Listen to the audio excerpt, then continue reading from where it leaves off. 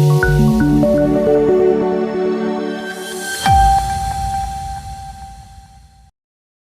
દર્શક મિત્રો, ગરવી ગુજરાત ન્યૂઝમાં આપનું સ્વાગત છે।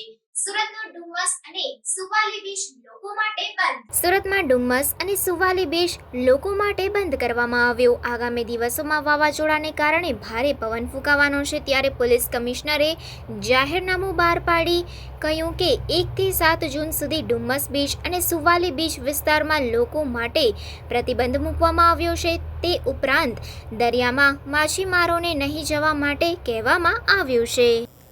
છેલ્લા 2-3 દિવસથી જે વાવાઝોડાનો આસાર આપણને મળ્યો છે ને હવામાન ખાતા તરફથી જે આગાહી છે કે માછીમારો જે છે દરિયો ખેડવા ના જાય, અને આ સિવાય સહેલાણીઓ ડુમસ કે સુવાલી જેવા સુરત સિટીને સંલગ્ન જે દરિયા કિનારા છે કે જેમાં પોતાના આનંદ પ્રમોદ માટે પરિવારજનો સાથે જતા હોય છે, તો એ ના જાય એના માટે આપણે પોલીસ કમિશનરશ્રીએ જાહેરનામું બહાર પાડી અને તારીખ 1 થી 7 સુધીમાં દરિયા કિનારે ના જવાની સૂચના આપવામાં આવી છે। ખાસ કયા પ્રકારની તૈયારી પોલીસે, કારણ કે આપણે ત્યાં ઘણો બધો વિસ્તાર છે ને મોટી સંખ્યામાં વેકેશન હોવાના કારણે લોકો પણ જતા હોય છે? હા, ચોક્કસ વેકેશન હોવાના લીધે બાળકો સાથે પરિવારજનો સ્વાભાવિક રીતે દરિયા કિનારે જતા હોય છે અને ઘણો મોટો વિસ્તાર આમાં આવરી લેવામાં આવ્યો છે। પોલીસ અને પોલીસ સાથે સંકળાયેલા જે પણ હોમગાર્ડ્સ છે એ બધાને ત્યાં તૈનાત કરવામાં આવ્યા છે।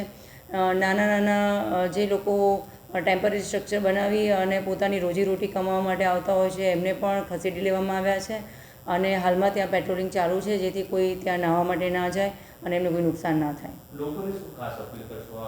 લોકોને ખાસ અપીલ કરીશું કે આટલા દિવસો દરમિયાન જે તેજ પવન ફૂંકાઈ રહ્યો છે એના લીધે કોઈ વૃક્ષ પડી શકે છે, ટેમ્પરરી સ્ટ્રક્ચર પડી શકે છે, કોઈ પણ એવું છાપરું કે એવી વસ્તુ તમારે જો પડે તો 2 વ્હીલર 4 વ્હીલરમાં જો તમે હો અથવા તો આપણે પોતે હોઈએ તો એ નુકસાન થવાની સંભાવના રહેશે, તો દરિયા કિનારાથી દૂર રહેવા માટેની અપીલ કરીએ છીએ।